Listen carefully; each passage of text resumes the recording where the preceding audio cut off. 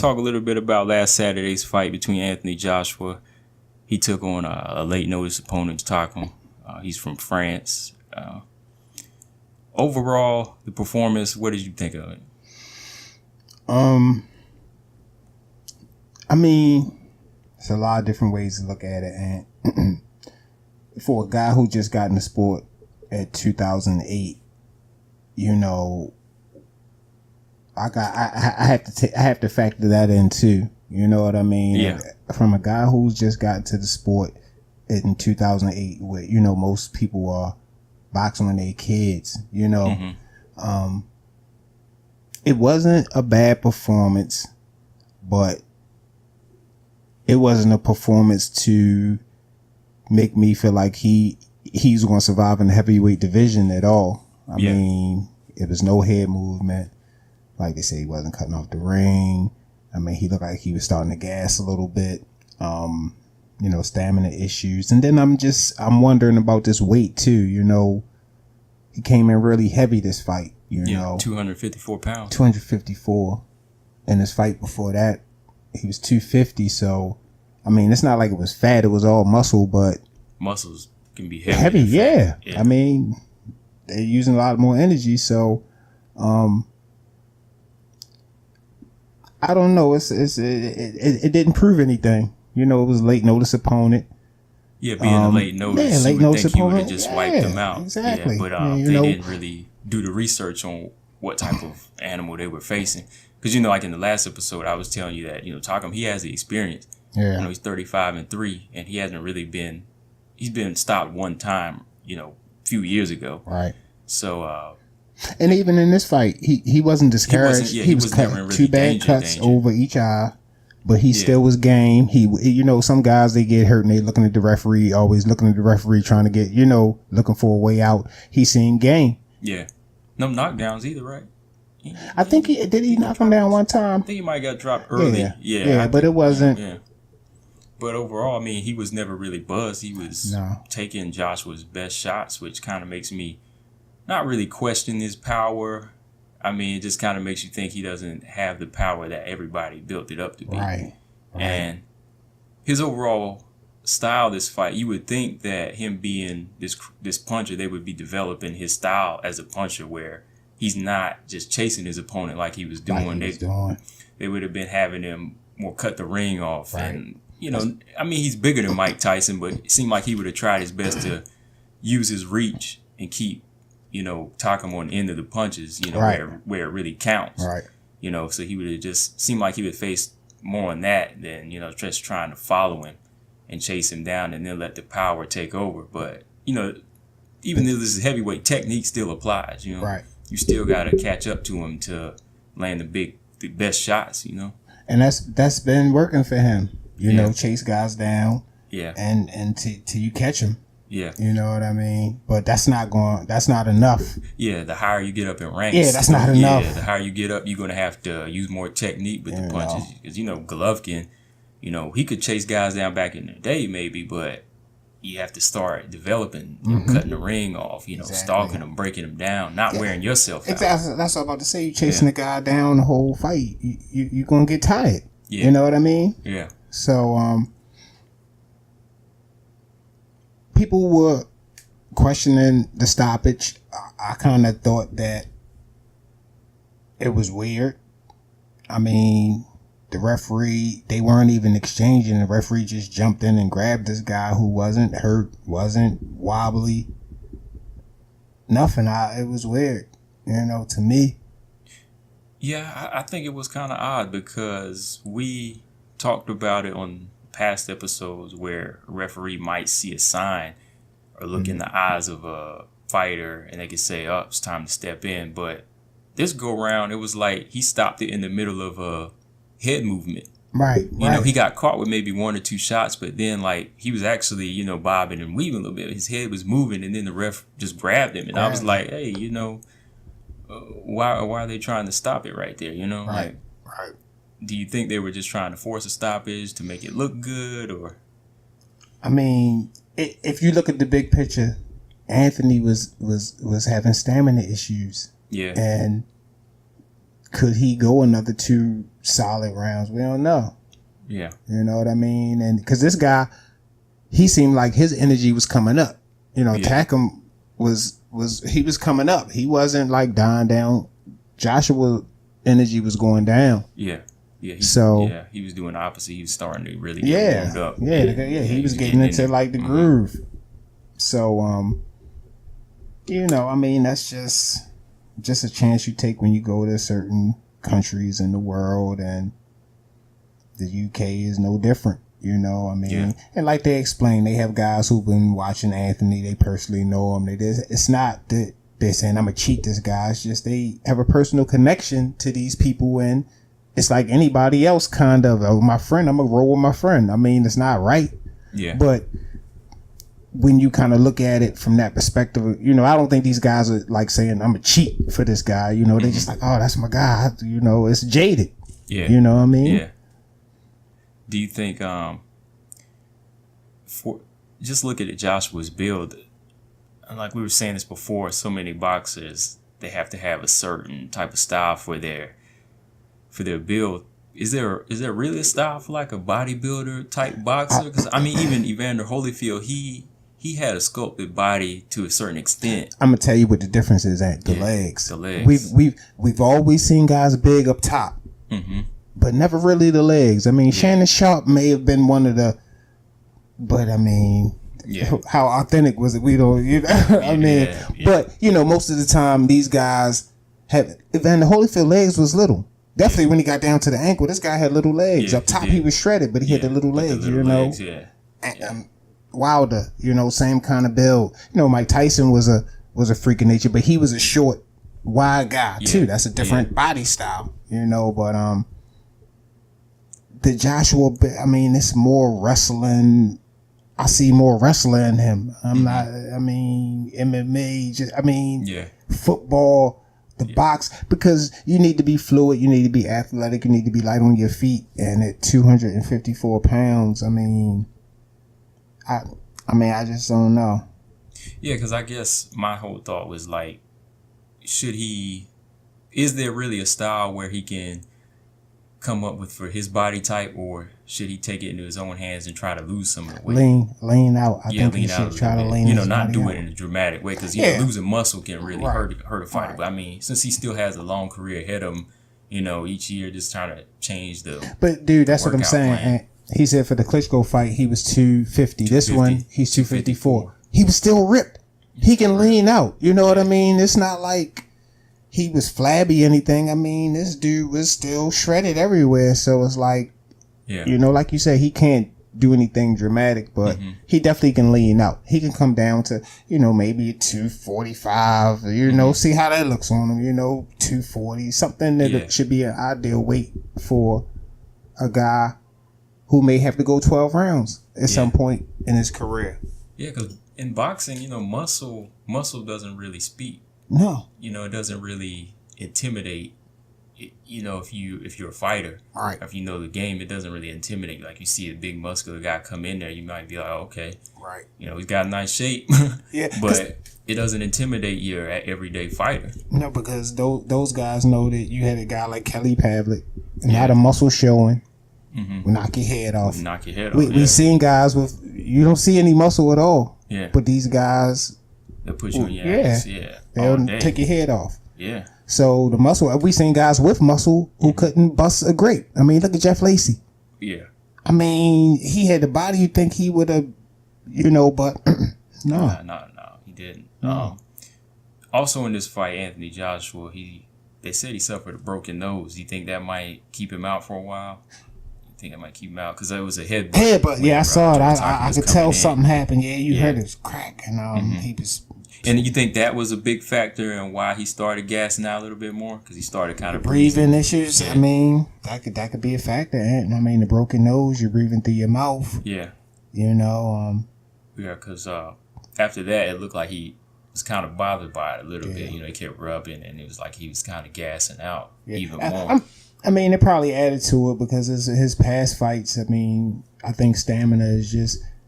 With that body style, it's no way of getting around it. You know, it's going to be some stamina issues there, but the broken nose definitely didn't help him. You know what I mean? Mm-mm. But yeah, I heard that it was they figured it was broke. You know, Yeah, they went they to the did. hospital and said it was broken. So I don't know how long is that type of injury.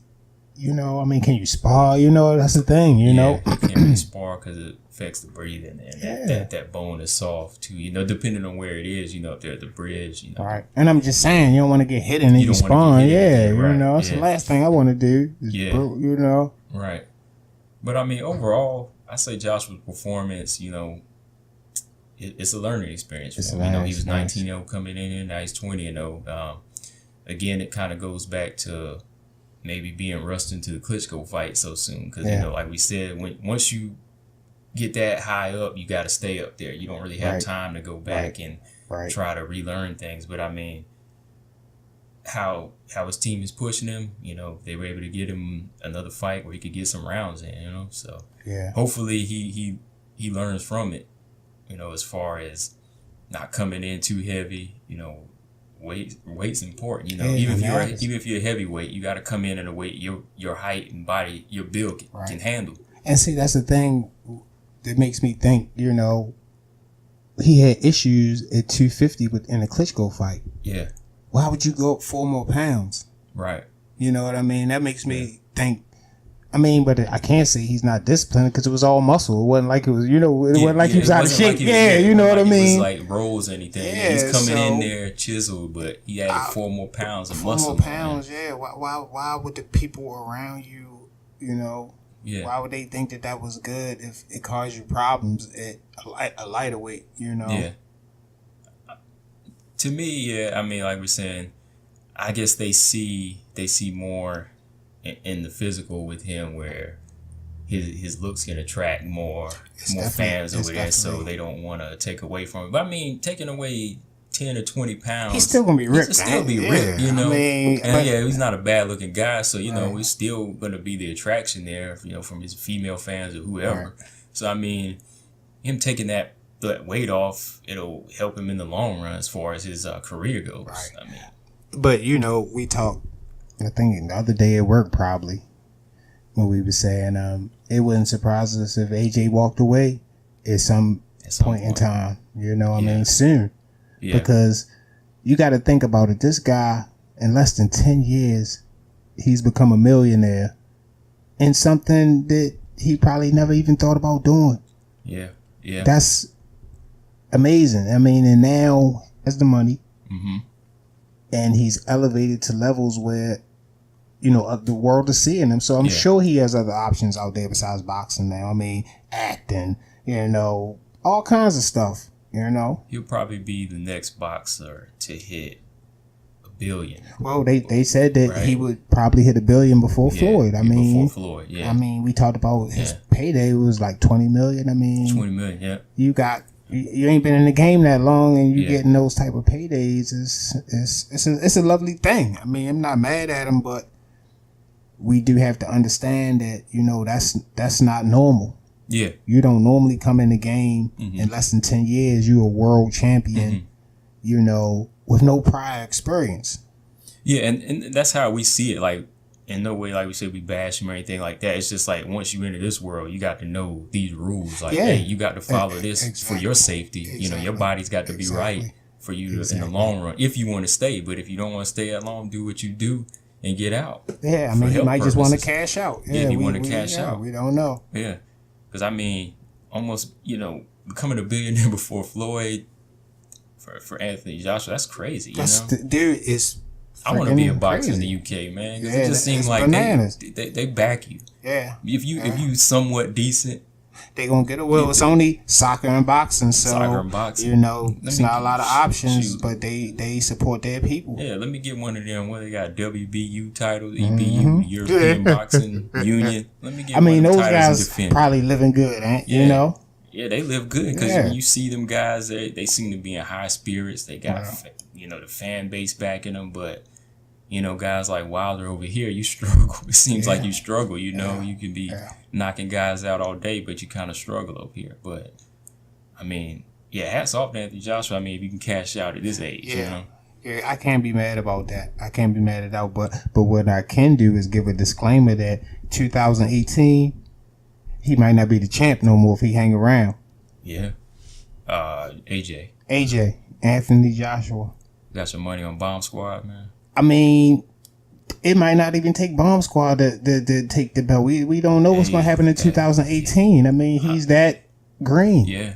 I mean the longer you hold out, against Wilder, there's other guys out there. Because like we said, this is the heavyweight division. And there were talks about maybe Joseph Parker. He might be fighting him before Wilder. And the thing is, what's really dangerous is, okay, AJ, you still learning, but you got predators on the sidelines studying you. Mm-hmm. Studying you, calculating, and ready to capitalize on these mistakes you're making. That's another dangerous thing. It's wolves, in the trenches watching him boxing, saying, oh man, and like, to me, Joseph Parker, after watching that fight, he said, oh, I can get him. Yeah. I can get, he ain't got no head. I can get him.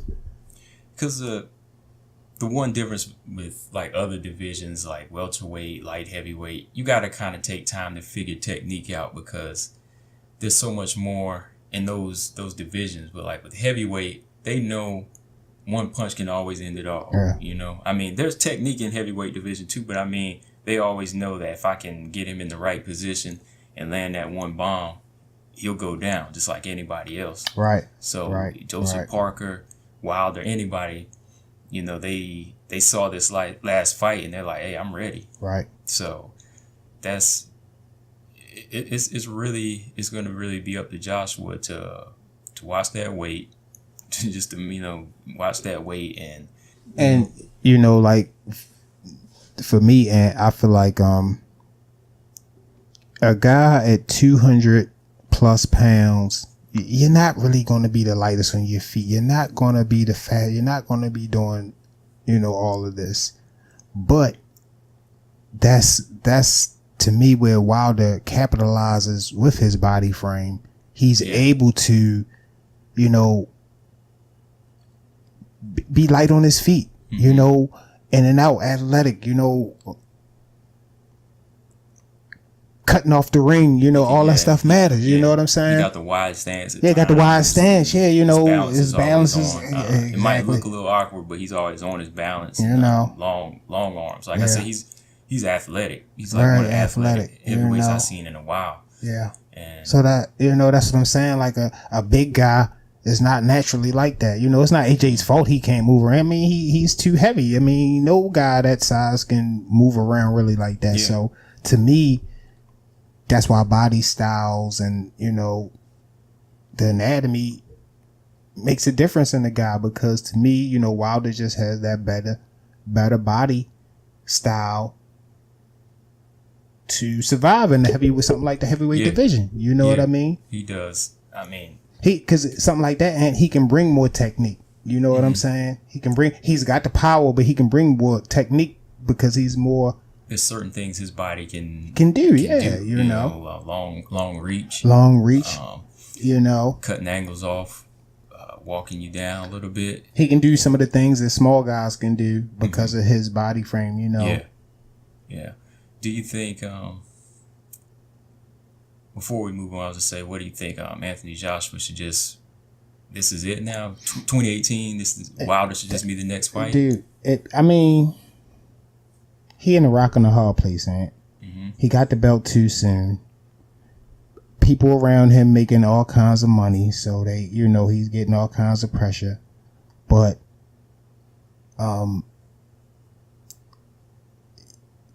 if he's not afraid to lose, then go ahead.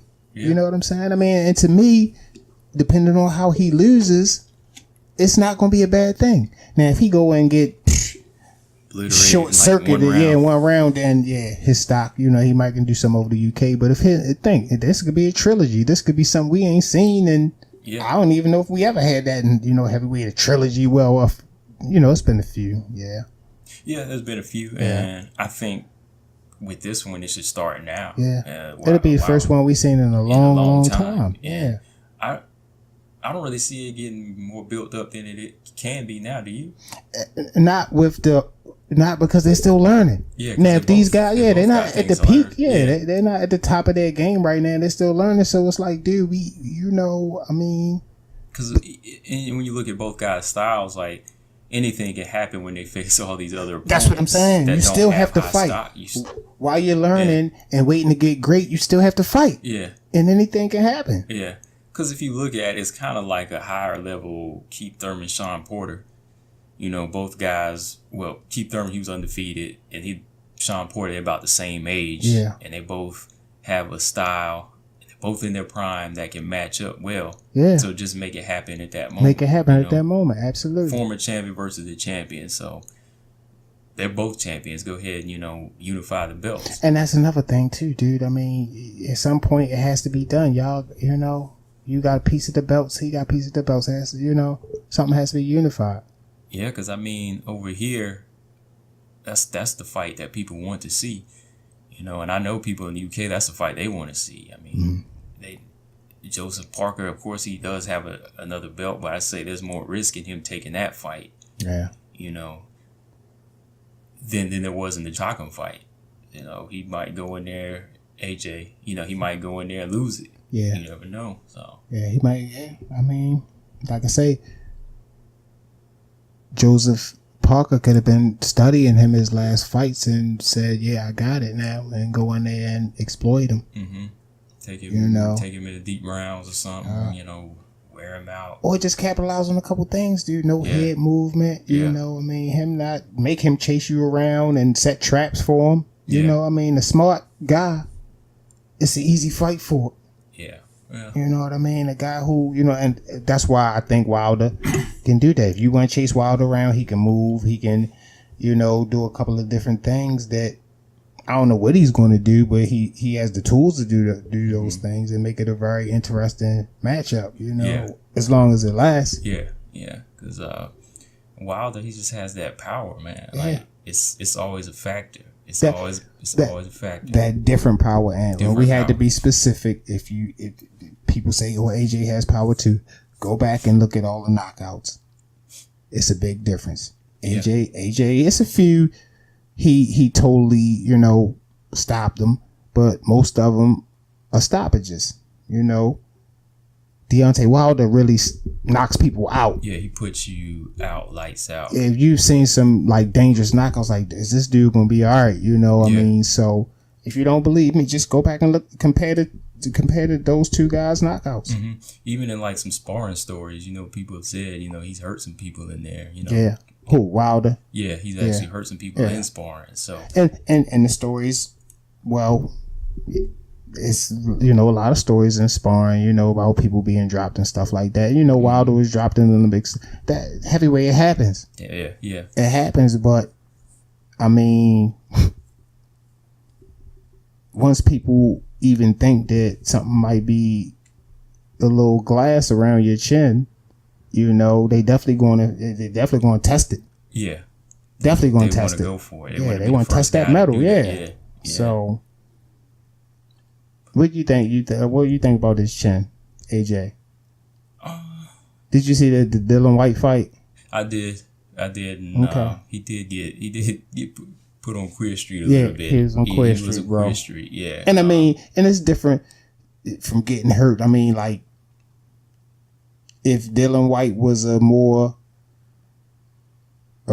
aggressive and knew how to close the show, that could have been really bad for him because he was in there with the chicken legs and he had some chicken legs. That's why when I saw that, it was kind of like the two factors to me was it was just because he wasn't used to it yet, or is his chin really that shaky? Because whenever Klitschko dropped him, he looked like he wanted to stop. He wanted to get up and go through the ropes and walk out the arena. Yeah, because when he got hit, that right hand, he was on his back. Klitschko, it was like I was like, oh shit. And it was like a hesitated fall too, because he I don't know what he did. It was kind of weird, but it definitely hurt. It hurt. He was wondering where he was at.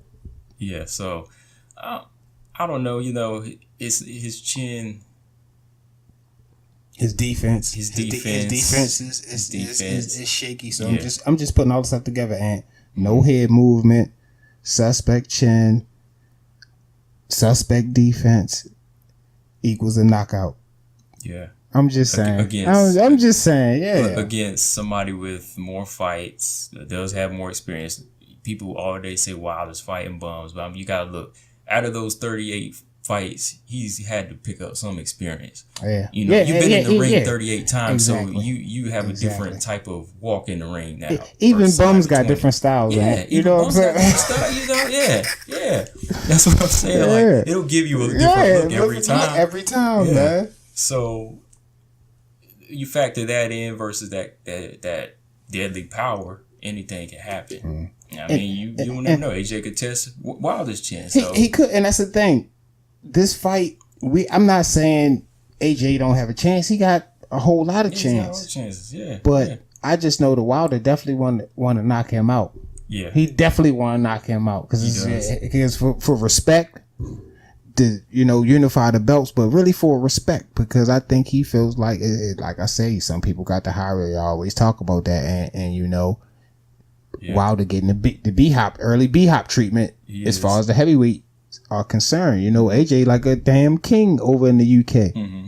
You know what I'm saying? From everything, Payday. I just seen him on the cover of GQ. Just everything. It's a whole nother platform. Well, here's my question. Okay, before Klitschko, Joshua was knocking guys out, right? But who did he knock out to be treated like a king? Versus Wilder, who's over here, who's knocked over 30 some odd people out. And why are they hating him over here? What's the difference? I mean, and why is that? I think it's a couple different reasons. Yeah, I know. It's a couple different reasons. I mean, I commend his brashness, his confidence, where it's not the same thing as like a Floyd Mayweather. I can see how people would get irritated with Floyd Mayweather's arrogance sometimes. Deontay Wilder's arrogance is not the same thing. It's more, I'm happy to be here, I'm a heavyweight champ, and I'm ready to fight kind of whoever. I get that out of his confidence. It's not throwing a Bentley in your face and I got this on. It ain't really about that with him. So it's all about war. Yeah, about war. So I like him in that aspect, and that's why I say some people just going, oh, he's a loudmouth, he's skinny, he got little skinny legs, so casual fans, who don't really understand, give him a hard way to go. And then how brother, Floyd Mayweather, same thing over here. He don't got no support over here really. He do, but he don't. You know what I'm saying? He don't, because it's like that finally came to him. You know what I'm saying? For years he didn't. Yeah. He had to. You have to fight harder. You know what I mean? Not just in the ring, but you have to really force yourself down to people's throat and make them say, "Hey, I'm going to be here for a while." And you better respect it. Exactly. Because like Wilder, he's been knocking people out, more people than Joshua. But I'm just saying, like Joshua, he gets all the respect, respect, even all before the Klitschko glory. fight. That's what I said. I want to be a UK boxer, man, because you get all the glory over there. The glory. But then, like you say, everything matters. In the world, in the big world, like I say, they see AJ in a different light than they see a Deontay Wilder. You know what I'm saying? He's a lighter complected man. He's, he's not from Alabama. Yeah, exactly. You know what I'm saying? There's a lot of politics with things. So, with that being said, 2018, they just need to make it happen, man. Like I said, if you lose, brother, that's what this is. It's boxing. Yeah. Somebody gotta lose. That don't mean it's over. It's how you lose. Joe Frazier got knocked out by George Foreman. We didn't look down on him. We looked at him as a warrior for going in there fighting the best, because it's going to happen. It's going to happen in the heavyweight division. It happens, and it's how you allow that to happen. You know what I'm saying? And to me, if you on your A game and it should be an interesting fight for as long as it lasts. But if you ain't the real deal, I think Wilder can expose you. Yeah, he can. You know what I mean? Can, yeah. But anything else you want to say if we wrap this topic up? Nah, that's pretty much it, man. Yeah, you just want to see Wilder Joshua or Joshua Wilder, since Joshua's A-side. Yeah, we want to see A-side, it UK, Las Vegas. It don't matter. We want to see it in mid 2018. And that's another thing too. And real quick, me and Roger was just talking today, and he was like, "Yeah, P." He said, Wilder got to go to the UK. He got to go ahead. He got to bite down and swallow his pride on that one. I didn't really think about that aspect of it, but yeah, that's something that he should be open to do. It's probably more money over there. I think he is. Yeah, I think he was. Yeah, because first time he wanted to just go over there and be a commentator to Joshua Klitschko. He just wanted to show that he could approach that ground and come over there. And I think, he would do it. Pull the Errol Spence, go over there. That's what I'm saying, dude. And if he pulls all that off, then, I don't want to hear nothing. Yeah. But the thing about that, too, was that, which we'll probably get into more when we talk about Wilder, and after he gets past Bermane Stavern, but Eddie Hearn was saying that if he wants to come over here, he has to fight Dylan White first in February. In February or March or something like that. But how you going to tell this man who's got part of the heavyweight crown where it's starting to get crazy with that. I heard that. You want me to come over here? That's something you got the power to tell me. Mm-hmm. The money split, you got something. Yeah. But you can't tell this man who to fight ain't. But you're going to put another sentry up. You know what I mean? You got to put that other guard up before you can get to the king. I heard that. I was like, dude, please, man. And that goes back to all the stuff we were saying, that what are the signs that people don't want to fight? And that's just another sign that, just say it. Yeah. Yeah. Just say it. Not wanting to fight, and then your team around you just wanting to try to get as much money out of you as they can, Hey, because he's a cash cow right now. Because he's a cash cow. He's a cash cow right now. If he's making $20 million, his managers and promoters, they getting millions. Everybody around him. Everybody's getting eaten, Everybody around him eating, and that's what might wind up being his downfall. Yeah. Because everybody around him eating, but there's only one person going to get knocked out, ain't? Exactly. You know what I mean? Yeah. So. Again, one of them things about boxing can be a good thing or a bad thing. Right. Like how we talked about football, basketball. Everything. There's always a team, but whatever happens to you, that can affect everything. Yeah. But Joshua Wilder, make it happen, mid 2018. Yeah.